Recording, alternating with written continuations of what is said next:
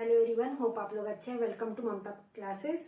आज हम लोग नया टॉपिक पढ़ेंगे और वो टॉपिक है issue of shares at premium. Shares को हम प्रीमियम पे भी इशू कर सकते हैं, यानी कि जितना फेस वैल्यू है उससे ज्यादा पे। 10 का शेयर्स हम 12 में भी इशू कर सकते हैं, 15 में भी, 20 में भी। डिसाइड करेंगे कि कितना में इशू करना है। अभी डिसीजन लिया जाता है considering the market value. Extra जो पैसा हमको मिलता है, फेस वैल्यू है आपका 10 रुपया, उसमें क्या जोड़ेंगे? प्रीमियम। मान लीजिए प्रीमियम हम 2 रुपये ऐड कर दिए, तो टोटल मेरा कितना अमाउंट हो गया? 12 रुपया। And this is known as issue price.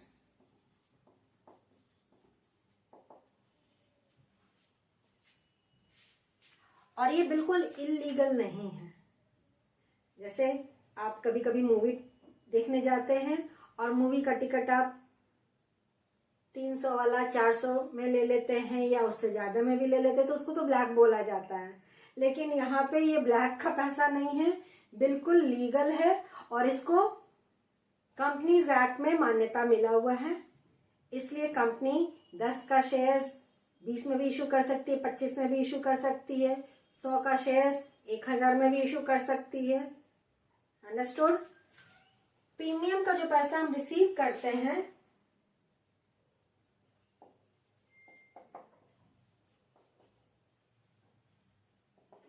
इसको ट्रांसफर कर दिया जाता है सिक्योरिटीज प्रीमियम में। सिक्योरिटीज प्रीमियम बोलिए या सिक्योरिटीज प्रीमियम रिजर्व बोलिए।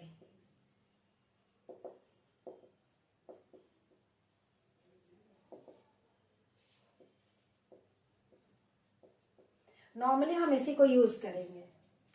सिर्फ सिक्योरिटीज प्रीमियम नहीं लिखेंगे, क्या लिखेंगे? Securities premium reserve. ये प्रीमियम का पैसा जो कंपनी रिसीव करती है, it is recorded as per the companies act 2013 section 52 subsection 1। Companies को रेगुलेट करने के लिए एक एक्ट बना हुआ है और ये एक्ट नॉर्मली बना था 1956 में। इसका नाम था कंपनीज एक्ट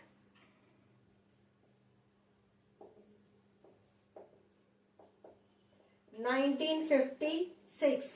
इसमें बहुत सारा चेंजेस हुआ। चेंजेस होते होते आज जो हम लोग अभी रिसेंट पढ़ रहे हैं, जो लेटेस्ट पढ़ रहे हैं, वो है कंपनीज एक्ट 2013। अमेंडमेंट्स होता रहता है। 2013 के बाद अभी अमेंडमेंट नहीं हुआ है, वही चला आ रहा है। और अगर शेयर्स को प्रीमियम पे इशू करते हैं तो उससे रिलेटेड जो सेक्शन है वो सेक्शन 52 है।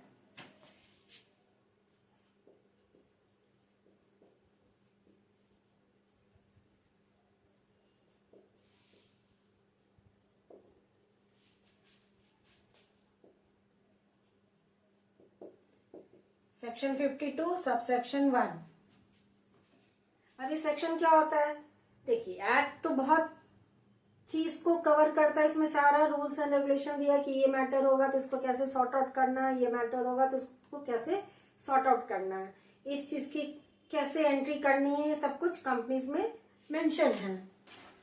और उसमें शेयर्स को इशू करना अगर प्रीमियम को, इससे रिलेटेड सारा टर्म्स एंड कंडीशन के सेक्शन में दिया है, सब सेक्शन 52 में। जैसे आपके स्कूल में क्लास को अलग अलग सेक्शन में डिवाइड कर दिया जाता है ना। चलिए, ये साइंस सेक्शन है, इसमें भी ABC। ये कॉमर्स सेक्शन है, इसमें भी DEF, ऐसे करके हो गया।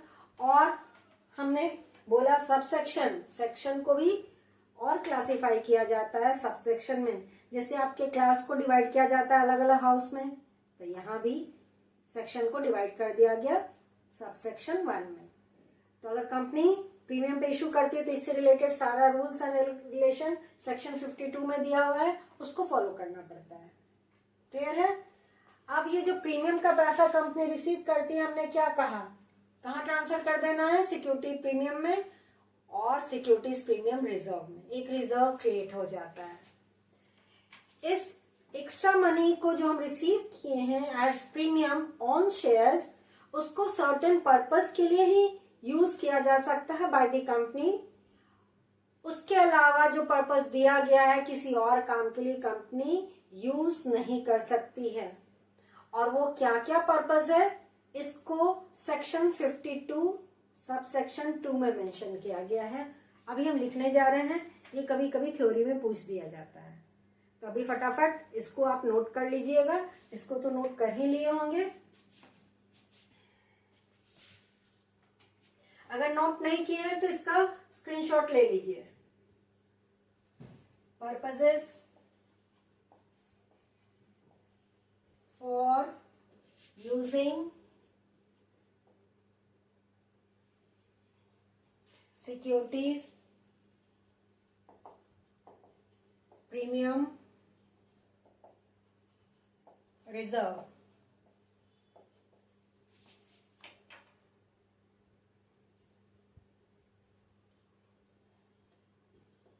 Section 52 subsection 2। यहाँ पे 5 पर्पस है, 5 पर्पस के अलावा कोई छठा पर्पस नहीं हो सकता है। तो पहला, for writing of preliminary expenses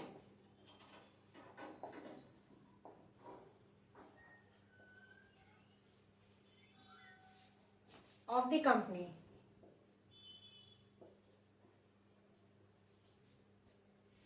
company का जो भी प्रीलिमिनरी एक्सपेंसेस है उसको राइट ऑफ करने के लिए, यानी कि उसको एडजस्ट करने के लिए। अभी प्रीलिमिनरी एक्सपेंसेस क्या होता है मैम? बेटा जी, जब कंपनी शुरू करना होता है तो उसके पहले बहुत सारा कुछ खर्च भी करना पड़ता है। जैसे आप किसी लीगल एडवाइजर का एडवाइस लीजिएगा, रिसर्च का काम कीजिएगा, उसके बाद कंपनी से रिलेटेड बहुत सारा डॉक्यूमेंट आपको प्रिंट करवाना होगा। तो ये सारा खर्च प्रीलिमिनरी एक्सपेंसेस कहलाता है। और ये खर्च को बाद में एडजस्ट करने के लिए, यानी कि अपने अकाउंट से हटाने के लिए हम सिक्योरिटीज प्रीमियम रिजर्व का पैसा यूज कर सकते हैं। तो this is the first purpose. Second purpose, for writing of expenses, commission or discount on issue of shares or debentures of the company। अब कंपनी शेयर्स या डिबेंचर इशू करती है, उससे रिलेटेड कुछ खर्च भी होता है।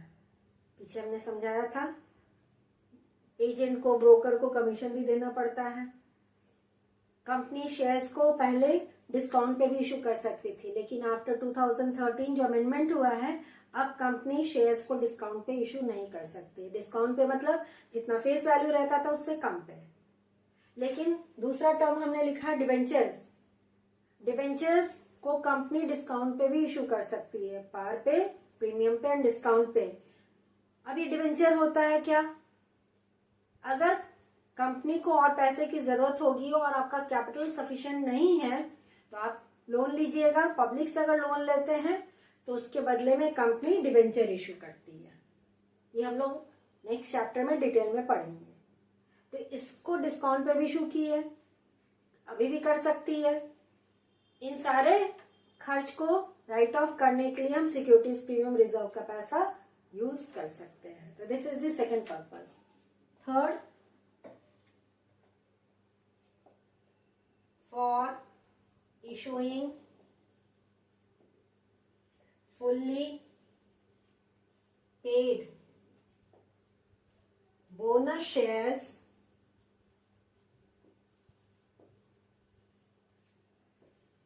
to the shareholders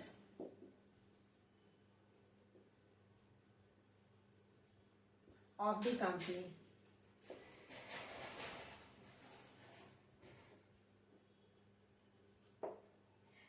कंपनी अपने एग्जिस्टिंग शेयर होल्डर्स को एक्स्ट्रा शेयर्स भी इशू करती है एज बोनस शेयर्स। इसके बदले में कोई पैसा शेयर होल्डर से नहीं लेती है। जो सिक्योरिटीज प्रीमियम रिजर्व का पैसा रहता है उसको यूज कर लिया जाता है और ये एग्जिस्टिंग शेयर होल्डर्स को ही बोनस शेयर दिया जाता है और न्यू शेयर होल्डर्स को नहीं। ठीक है। Next, for providing premium on redemption of preference shares or debentures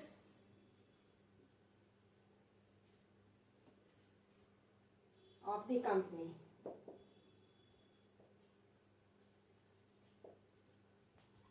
एक यहाँ वर्ड आ रहा है रिडेम्पशन। रिडेम्पशन का मतलब टू रिडीम, टू पे बैक। आप लोन लिए हैं पब्लिक से, लौटाना होगा ना। प्रेफरेंस शेयर्स भी कंपनी नॉर्मली सर्टेन पीरियड के लिए ही इशू करती है शेयर होल्डर्स को, उसके बाद उनका पैसा रिटर्न कर दिया जाता है।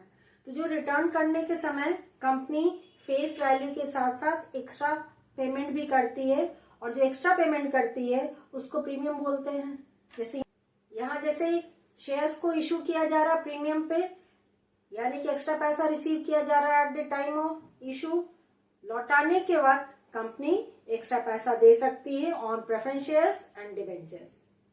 तो उसको भी पेमेंट करने के लिए you need to have money. तो ये प्रीमियम का पैसा जो हम शेयर्स पे रिसीव किए हैं उसको यूटिलाइज किया जा सकता है। ठीक है। And the last one, to buy back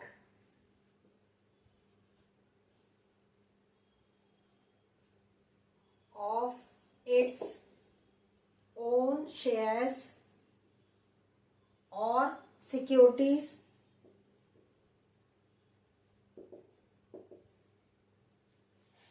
exceptional case में कभी कभी कंपनी अपना शेयर्स वापस खुद से खरीद लेती है, तो उसको खरीदने के लिए पैसा चाहिए तो सिक्योरिटीज प्रीमियम रिजर्व का पैसा यूज किया जा सकता है, या कोई दूसरा सिक्योरिटीज परचेज कर रही है तो खुद का। So these are the 5 purposes for which the securities premium reserve can be utilized। इसके अलावा किसी और काम के लिए कभी भी सिक्योरिटीज प्रीमियम रिजर्व का पैसा अंडर एनी कंडीशन यूज नहीं किया जा सकता है। अगर कंपनी यूज कर रही है तो it is violation of companies act, ये याद रखना होगा। अब चलते हैं कि अगर प्रीमियम पे शेयर्स को इशू किया जा रहा है तो उसके लिए क्या जर्नल एंट्री पास किया जाएगा। तो journal entries,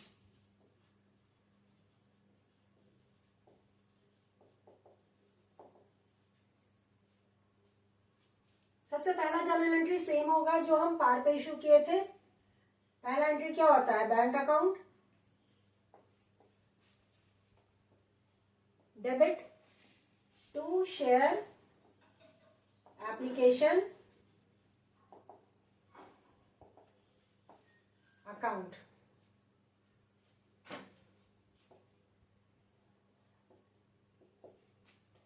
this is debit currency, credit and currency. हमने फॉर्मेट नहीं ड्रॉ किया है, अंडरस्टूड है कि अब आपको आता होगा। नरेशन भी आप खुद से लिख लीजिएगा। दूसरा, शेयर एप्लीकेशन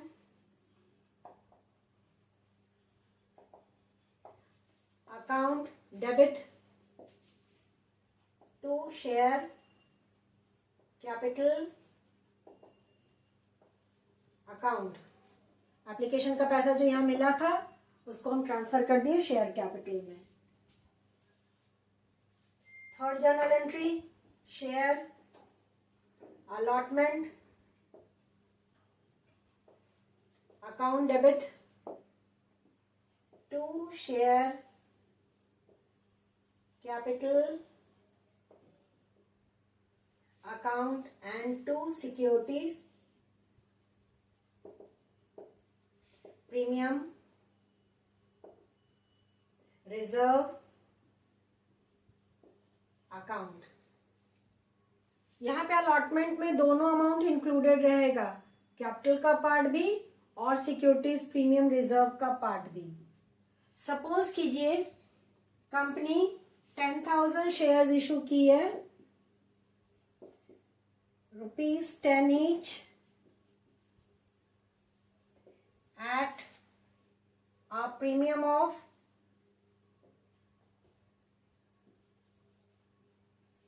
₹2 each। तो टोटल कितना हो गया? 10 + 2, 10 + 2 यानी कि 12 रुपया हमको चाहिए। ये 2 रुपया पर शेयर क्रेडिट होगा in the securities premium reserve.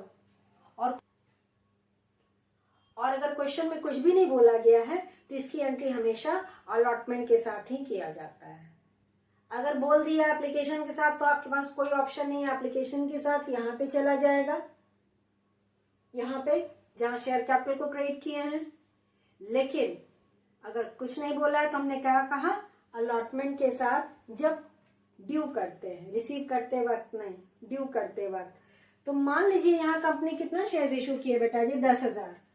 Application के साथ हमको पेमेंट करना है 4 रुपया, अलॉटमेंट के साथ 6 रुपया including premium and first and final call.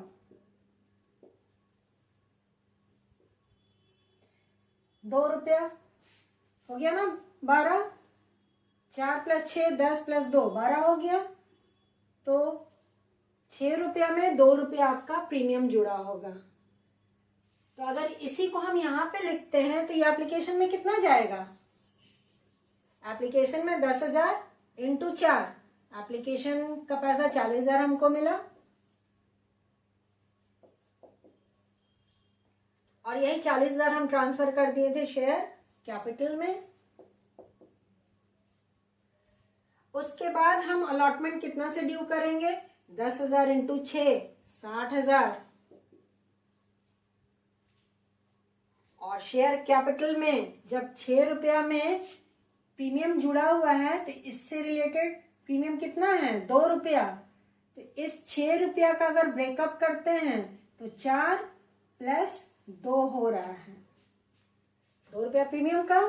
तो 6 में से अगर 2 घटा दिए तो कैपिटल से रिलेटेड कितना अमाउंट हो गया? 4 रुपया। तो यहां जब लिखेंगे तो 10,000 × 4 कैपिटल में चला गया, और 10,000 × 2 रुपया सिक्योरिटीज प्रीमियम रिजर्व में।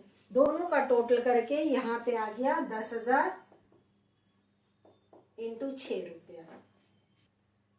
4 + 2 दोनों का टोटल करके डेबिट में हो गया 10,000 × 6। क्लियर है? तो कैपिटल में आपका आ गया 40,000 और रिजर्व में हो गया 20,000। नेक्स्ट पैसा हम रिसीव कर लेंगे अलॉटमेंट का। Bank account debit to share allotment account.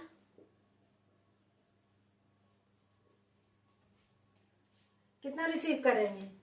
यहाँ पे तो क्वेश्चन लिखा हुआ है, हम यहाँ पे अमाउंट लिख दे रहे हैं 60,000। This is the question.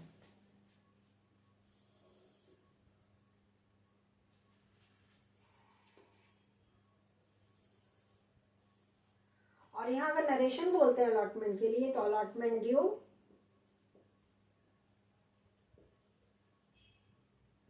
Including premium. Narration में ये इंडिकेट कर देंगे कि अलॉटमेंट में प्रीमियम भी इंक्लूडेड है। अब नेक्स्ट हो जाएगा आपका फर्स्ट एंड फाइनल कॉल। कि ड्यू की एंट्री ये तो जैसे नॉर्मल करते थे वैसे ही, first and final call account debit 10,000 into 2 rupees 20,000.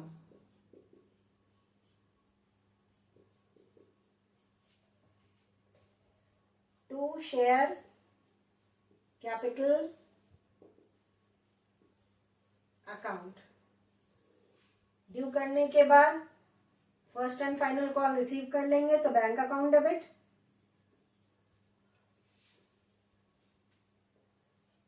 To share first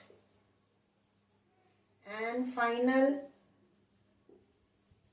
call account 20,000।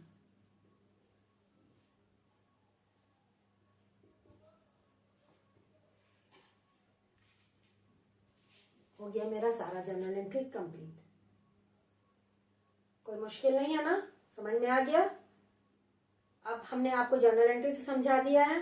Next class में इस टॉपिक से रिलेटेड न्यूमेरिकल भी सॉल्व करेंगे। जर्नल एंट्री बेटा जी एकदम आप यहाँ पे सेव कर लीजिएगा सेपरेट फाइल में, कोई कंफ्यूजन नहीं होना चाहिए। तो चलिए मिलते हैं नेक्स्ट क्लास में, तब तक अपना ख्याल रखिए, बहुत बहुत खुश रहिए, बाय।